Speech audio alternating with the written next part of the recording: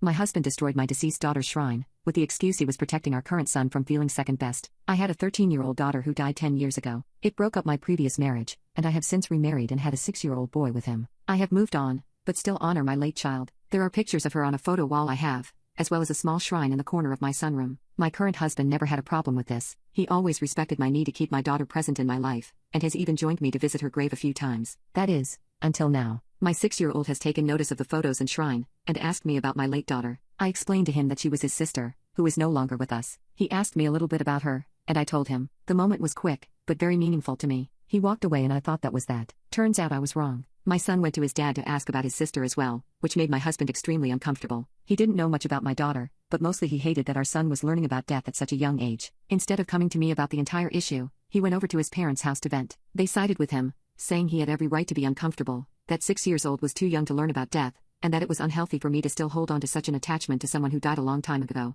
They convinced him it would be in his child's best interest to get rid of any memory of a previous sibling, so he doesn't grow up feeling like he is second best. He took everything they said to heart, but instead of talking to me about it, he put his own plan into action. When I came home from work that day, I saw that all of my daughter's photos had been taken off of the photo wall. I went into the sunroom to discover the entire shrine was gone as well. This sent me into panic mode, as that shrine held some non-replaceable items from my daughter. There was a note she wrote to me, telling me how much she loved me, her favorite stuffed animal when she was a kid, and a macaroni frame she made, that had a picture of us together inside. All together, things that I could never just get back. I ran to my husband and asked if he knew what happened to the shrine. He explained to me that he took down all the photos and shrine, and threw everything away. My heart froze and I felt like throwing up. I asked him when he did this, and he said a few hours earlier. I ran outside to check our garbage bin, only to find the garbage truck had come by and emptied it. I went back to him and started yelling and crying, asking him why he would throw away priceless items that are so precious to me. He said he didn't want our son to grow up and think he wasn't as important as a dead sister, that the constant reminder that she existed wasn't healthy and I needed to move on with my life, and forget about her. He told me he went to his parents for advice, and they helped open his eyes towards my toxic obsession with my dead daughter. It felt like he wasn't even sharing his own opinions anymore,